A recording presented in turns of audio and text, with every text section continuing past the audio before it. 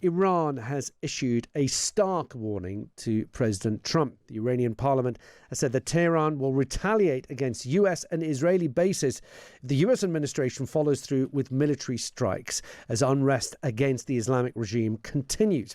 It's been reported that Trump has been briefed on military strike options to intervene in the region.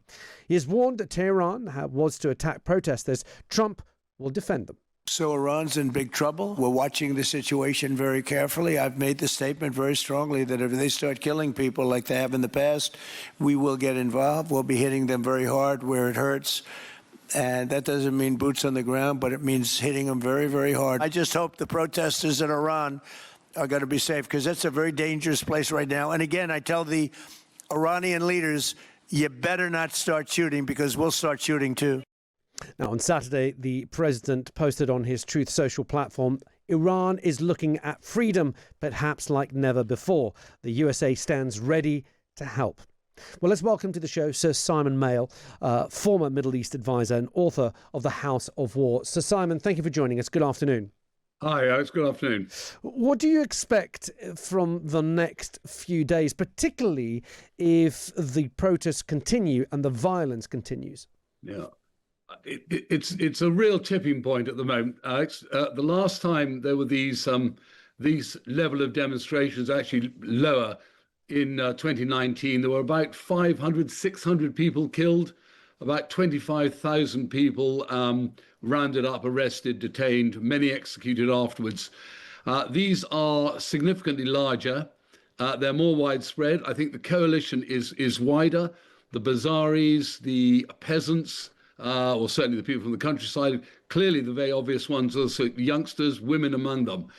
And the regime has, up to a point, proved to be, I wouldn't say showing restraint, but the president talked about trying to meet them halfway. They talked about giving some money. Undoubtedly, there have been deaths already.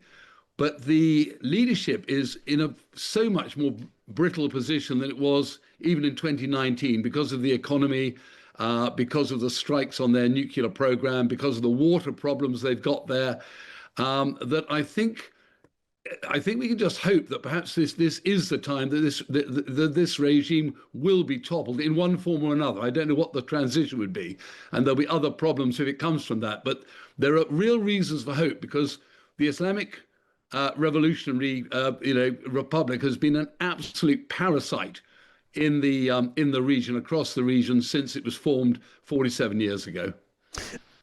President Trump's involvement, do you think that actually can be the catalyst here? We've heard from President Trump that the US won't be afraid to protect the protesters. Now, of course, we've got to take that with a pinch of salt, because protesters continue to be killed and continue to be severely injured, and we haven't seen any action taken by the US. Do you expect the president to take any action? I think I rather hope that they really are weighing up options carefully, because there's any number of things the Americans could do.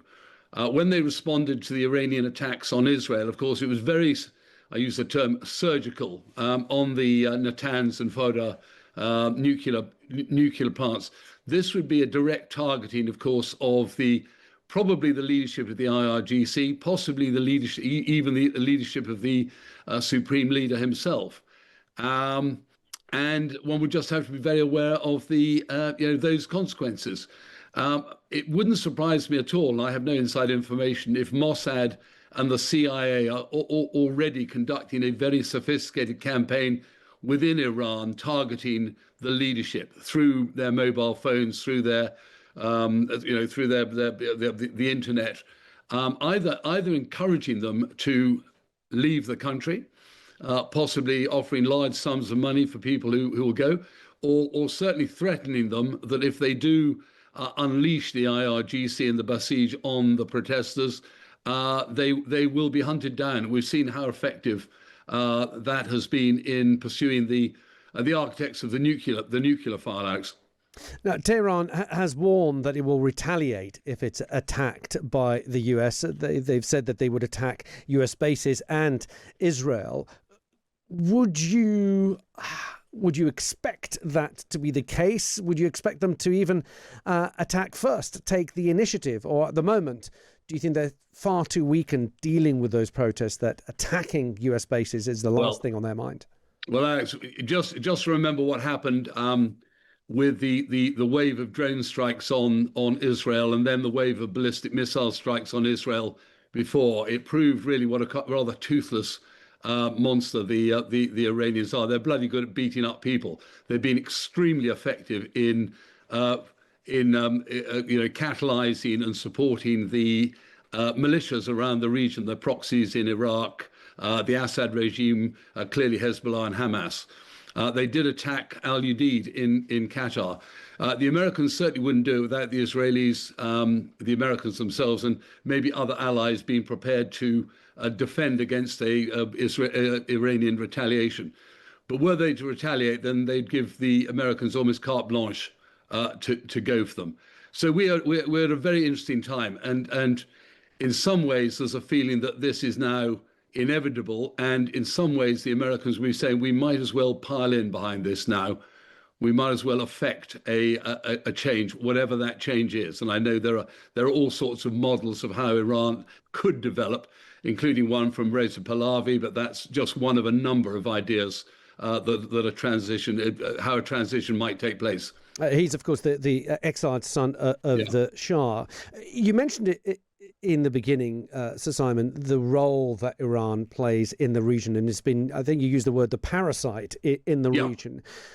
If, and I know we are speaking hypothetically now, but if we see this horrific regime taken down in the next few days, perhaps next few weeks, how does the balance of power in the region change, do you think?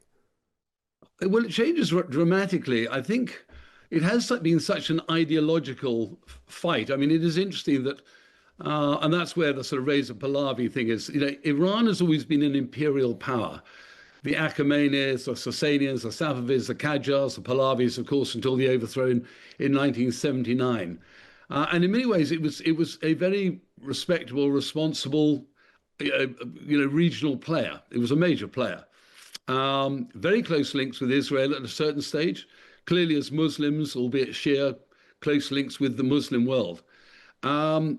It would really, what it's done since the Iranian Revolution in '79, of course, it was attacked almost immediately afterwards by Iraq and the 8-year war there. It's tried to give itself strategic depth by keeping its neighbors weak. And it's been very keen to be the champion of the Shia majority in Iran, the Shia minority in Syria, and then Shia militias in certainly in Lebanon. And of course, stirring up trouble in some of the Gulf countries through the Shia, Bahrain, I think the eastern provinces of Saudi Arabia.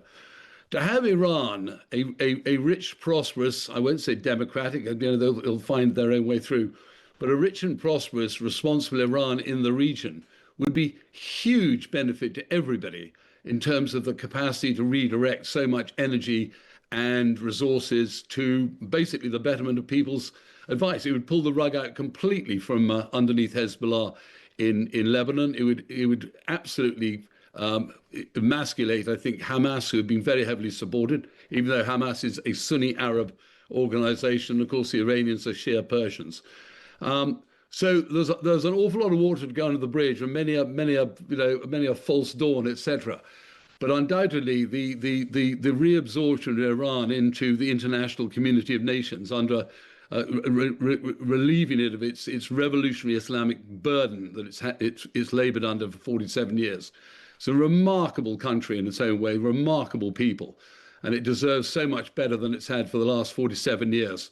So one really is hopeful that this might be the context, and funnily enough, it's another one of those. It's another one of those consequences from the Hamas atrocities of the 7th of October that have begun to reshape the Middle East. It would be a great bonus for both the Iranian people and the whole region. Sir Simon, thank you for giving us your time. I really appreciate it. Sir Simon Mayall there, former Middle East advisor and author of The House of War.